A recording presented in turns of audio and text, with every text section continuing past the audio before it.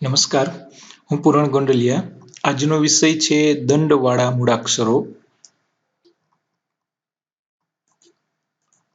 શું તમે જાણો છો દંડ એટલે શું? દંડવાળા મૂળાક્ષરો કયા કયા છે? દંડ વગરના મૂળાક્ષરો કયા કયા છે? જો ના તો જુઓ આ વિડીયો.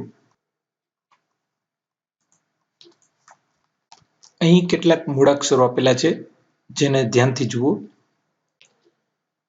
આ મૂળાક્ષરોમાં જોશો તો ખ્યાલ આવશે કે આ કેટલાક મૂળાક્ષરોમાં અંતે જે પીળા કલરની લીટી દેખાય છે એવી ઊભી લીટી આવે છે, જેને દંડ કહે છે.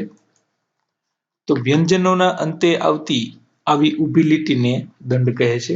આ રીતે એની પરિભાષા આપી શકાય.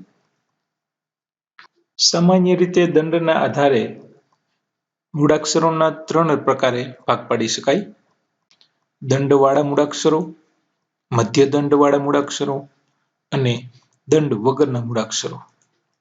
સૌપ્રથમ જોઈએ દંડવાળા મૂળાક્ષરો.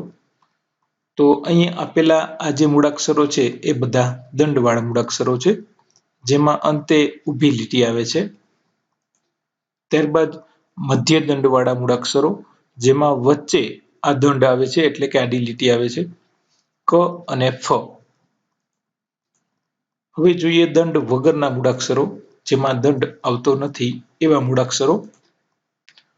તો અહીંયા આપેલા આ જે મૂળાક્ષરો છે એમને આપ ધ્યાનથી જોશો તો ખ્યાલ આવશે કે આ મૂળાક્ષરોમાં આવી ઊભી લીટી આવતી નથી, જેથી તે દંડ વગરના મૂળાક્ષરો કહી શકાય.